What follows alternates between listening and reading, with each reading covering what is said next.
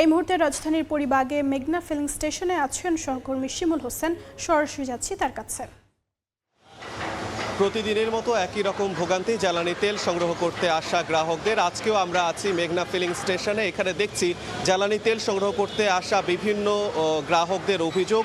জ্বালানি তেল সংগ্রহ করতে আসা মোটরসাইকেল আরোহীরা বলছেন তারা ফুয়েল পাস অ্যাপ ছাড়া আজকে তেল সংগ্রহ করতে পারছেন না, কিন্তু সাধারণ যেসব গ্রাহক আছে তারা এই ক্ষেত্রে কিছুটা বিপাকে, কারণ তাদের কাছে ফুয়েল পাস অ্যাপসটা নাই। আর না থাকার জন্য তাদের লম্বা লাইনে দাঁড়িয়ে থেকে অবশেষে পাম্পের কাছাকাছি এলেও তারা তেল সংগ্রহ করতে পারছেন না, ফলে কিছুটা বিপাকে পড়েছেন এবং তাদেরকে কিছুটা আশ্বস্ত করে ফুয়েল পাস অ্যাপ ডাউনলোড করে তারপরে আবার আসার জন্য অনুরোধ করছেন পাম্প কর্তৃপক্ষ। পাম্প কর্তৃপক্ষ বলছেন যে জ্বালানি সরবরাহ তাদের রয়েছে। মেঘনা ফিলিং স্টেশনে পাম্প কর্তৃপক্ষ বলছে যে জ্বালানি সরবরাহ তাদের কাছে রয়েছে।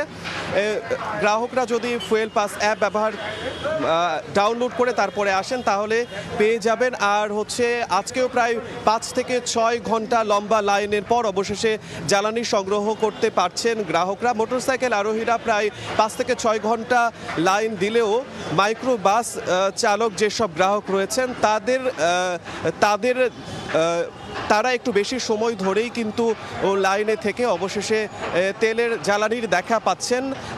আর গত কয়েকদিন ধরেই গতকালকে থেকেই বেশ ফুয়েল পাস অ্যাপ ব্যবহারের উপর কড়াকড়ি নির্দেশনা জারি করা হয়েছে। বিশেষ করে মেঘনা ফিলিং স্টেশনে আমরা দেখেছি একেবারেই সাধারণ গ্রাহকরা ফুয়েল পাস অ্যাপ ছাড়া জ্বালানি সংগ্রহ করতে পারছেন না, কিন্তু